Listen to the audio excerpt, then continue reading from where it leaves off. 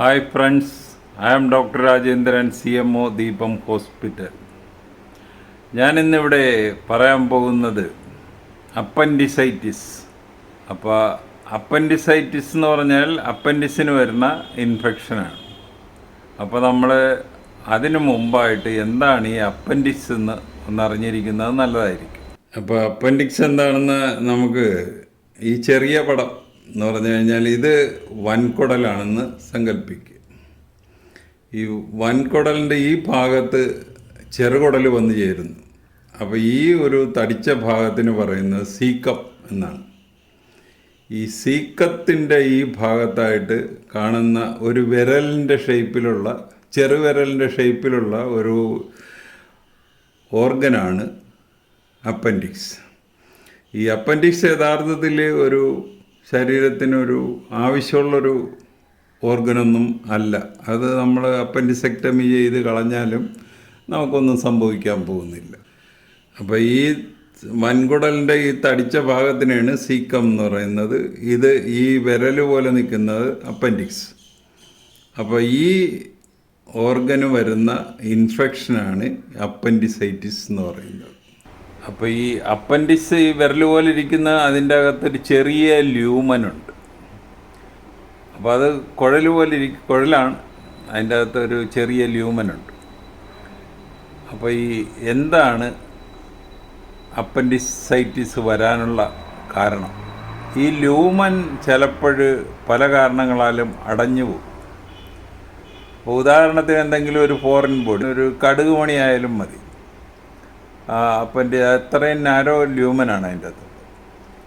അല്ലെങ്കിൽ ത്രെഡ് വേം, റൗണ്ട് വേം, അല്ലെങ്കിൽ ഈ ഫീക്കോലിത്ത്, ഈ വളരെ ഹാർഡായിട്ടുള്ള മോഷൻ്റെ കല്ല് പോലത്തെ ചെറിയ ചെറിയ ഭാഗങ്ങൾ ഇതിൻ്റെ അകത്ത് വന്നാലും ഈ അപ്പൻഡിക്സ് അടഞ്ഞു പോവാം, അതിൻ്റെ ല്യൂമൻ അടഞ്ഞു പോവാം. അപ്പോൾ ഈ ല്യൂമൻ അടഞ്ഞു പോകുന്നതാണ് ഏറ്റവും പ്രധാന അപ്പൻഡിസൈറ്റിസ് വരാനുള്ള ഏറ്റവും പ്രധാന കാരണം. അപ്പൻഡിസൈറ്റിസ് 2 വയസ്സിൽ താഴെ വളരെ റെയറാണ്. ഇത് ഏറ്റവും കൂടുതൽ കണ്ടുവരുന്നത് 20 വയസ്സിനും 30 വയസ്സിനും ഇടക്കാണ്. പക്ഷേ ഇത് ഏത് പ്രായക്കാർക്കാണേലും വരാം. ഇനി അപ്പൻഡിസൈറ്റിസിൻ്റെ ലക്ഷണങ്ങൾ ആദ്യമായിട്ട് ഏറ്റവും പ്രധാന ലക്ഷണം വയറ്റുവേനയാണ്. വയറ്റുവേന ആദ്യം ഒരു ജനറലൈസ്ഡ് അബ്ഡോമിനൽ പെയിൻ, അത് പൊക്കിളിന് ചുറ്റും വേദന. അത് കഴിഞ്ഞിട്ട് ഇത് പതുക്കെ ഷിഫ്റ്റ് ചെയ്ത് റൈറ്റ് ഇലിയാക് ഫോസ ആ ഭാഗത്തോട്ട് അത് മാറും. അതാണ് അതിൻ്റെ ടിപ്പിക്കൽ സിംറ്റം. അടുത്ത സിംറ്റം എന്ന് പറയുന്നത് നോസിയ എന്ന് പറഞ്ഞാൽ ഛർദ്ദിക്കാൻ വരിക, വിശപ്പില്ലായ്മ, ഛർദിൽ, ഇതൊക്കെ ഇതിൻ്റെ ഒരു സിംറ്റത്തിൻ്റെ കൂടെയുള്ളത്. പിന്നെ ചെറിയ പനി. അപ്പോൾ ഈ പനി കൂടുന്നതനുസരിച്ച് പൾസ് റേറ്റ് കൂടും. പിന്നെ ഇദ്ദേഹത്തിൻ്റെ വയറിൽ ആ പോയിന്റിൽ, അപ്പൻഡിക്സിൻ്റെ പോയിൻ്റ്, അതിന് മക്ബർണീസ് പോയിൻ്റ് എന്ന് പറയും. ആ പോയിന്റിൽ നമ്മളൊന്ന് അമുക്കി നോക്കുകയാണെങ്കിൽ നല്ല ടെൻഡർനെസ് അനുഭവപ്പെടും. അപ്പോൾ ഇത് ഡയഗ്നോസ് ചെയ്യണം എങ്ങനെയാണെന്ന് പറഞ്ഞാൽ ഏറ്റവും പ്രധാനം പേഷ്യൻറ്റിൻ്റെ ഹിസ്റ്ററി. ഈ ടിപ്പിക്കൽ ഹിസ്റ്ററി ഉണ്ടെങ്കിൽ ഒരുമാതിരി നമുക്ക് ഡയഗ്നോസ് വരാം. പിന്നെ ബ്ലഡ് നോക്കുക, ബ്ലഡ് റുട്ടീനിൽ ടോട്ടൽ കൗണ്ട് വളരെ കൂടുതലായിരിക്കും.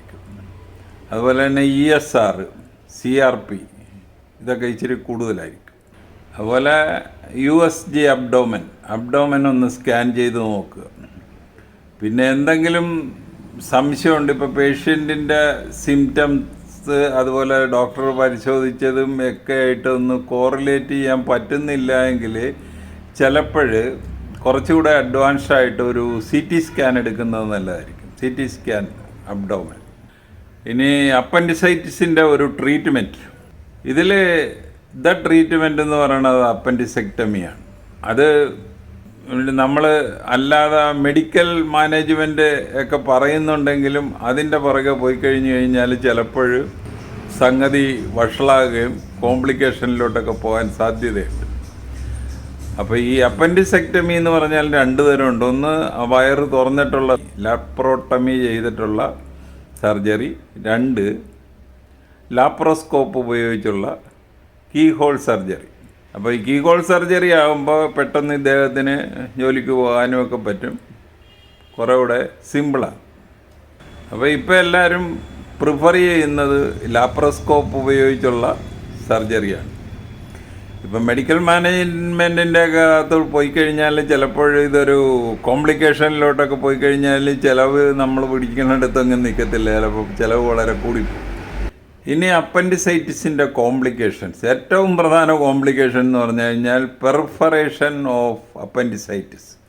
ഈ പെർഫറേഷൻ വന്നു കഴിഞ്ഞാൽ ഈ ഒബ്സ്ട്രക്റ്റഡ് അപ്പൻഡിക്സ് ആണല്ലോ, ഈ അതിൻ്റെ ലൂമൻ അടഞ്ഞിരിക്കുന്ന കാരണം ഇത് വളരെ ഫോഴ്സിൽ ആ പെരിറ്റോണിയം മൊത്തം ഈ പസ്സാകും.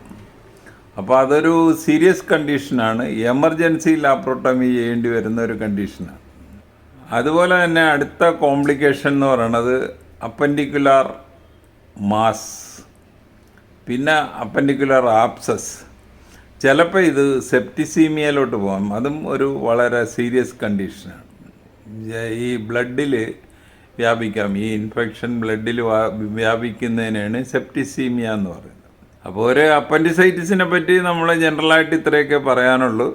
ഈ വീഡിയോ ഒന്ന് ഇട്ട് കാണുക, ഇട്ട് കണ്ടിട്ട് ഇഷ്ടപ്പെട്ടുവെങ്കിൽ ഞങ്ങളുടെ ചാനൽ സബ്സ്ക്രൈബ് ചെയ്യുക. വേറൊരു വീഡിയോ ആയിട്ട് നമുക്ക് വീണ്ടും കാണാം. Thank you.